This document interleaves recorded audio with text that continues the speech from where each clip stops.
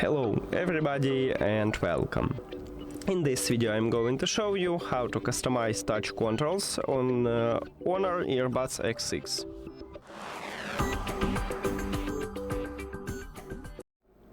You have to start by open HONOR AI Live application, and of course you need to add your earbuds to the application. When you did it, you will see them at the device list. Tap on it. And to customize touch controls, you need to click the shortcuts. And right here we have it.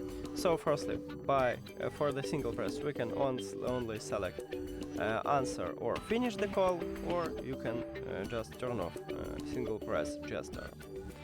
Then for the double press, by default we have play pause on both of these earbuds, and you can tap on it and select something else. I recommend it to select wake up or voice assistant, because to play previous and next track you can set it at the triple tap gesture, and you cannot set more gestures here, so only to play previous and next track. And for the right one also you can tap on it and select on something else or disable it, it's up to you, but I'm going to leave it here. And also we have press and hold, and for the press and hold, as with a single press, we have only one option, is to reject a call. So if you need it, you just press on it. And now you can reject a call by press and hold your touch RES. That's it.